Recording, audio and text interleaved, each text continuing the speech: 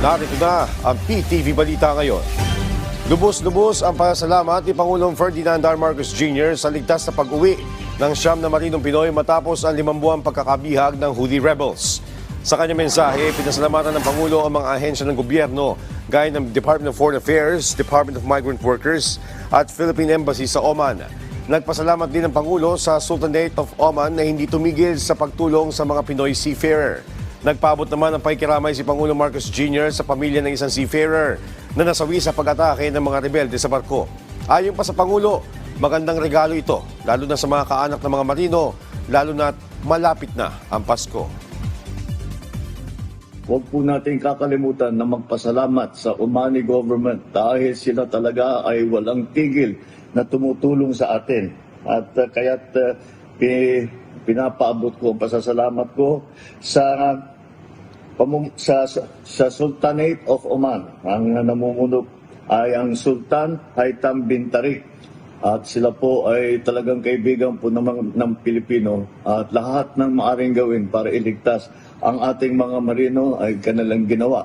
Kaya naman ay nandito na tayo at nailigtas yung Siyam. Papaabot din natin ang ating pakikiramay sa pamilya ni Mr. Neil Roy Faner dahil po siya ay sumakabilang buhay nung inatake yung barko na sinasakyan ng mga marino natin. Ito po ay ating ginawa dahil alam naman natin na kuminsan delikado ang nagiging buhay ng ating mga marino dahil kung saan sila pumupunta, napapasok sila sa war zone, kung saan yung mga lugar kung saan may gera, nadadamay sila. Kaya mabuti kahit medyo natagalan ay sa wakas ay makauwi na ang ating mga kababayan.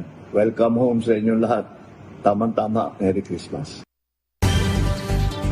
Samantala sa tinagay ng panahon, napanatili ng bagyong Wilma ang kanyang lakas habang tinatahak nito ang direksyon ng Timog Kanluran ng bansa.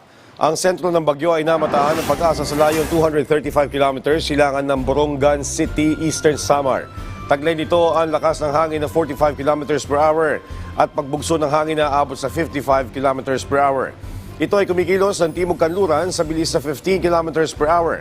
Nakataas ang signal number 1 sa southern portion ng Masbate, Northern Samar, Eastern Samar, Samar, Biliran, Leyte, Southern Leyte, Cebu, kasama na ang Bantayan at Camotes Islands, Bohol, Northern at Central portions ng Negros Occidental, Siquijor, Northern at Central portions ng Negros Oriental, Eastern portion ng Iloilo, Eastern portion ng Capiz, Surigao del Norte, kasama na ang Siargao at Bukas, Grande Islands, Dinagat Islands, Northern portion ng Surigao del Sur, Northern portion ng Agusan del Norte at Camiguin. Paalala ng Pag-asa, mag-ingat sa posibleng pagbaha at pagguho ng lupa lalo na sa mga lugar na malakas ang buhos ng ulan.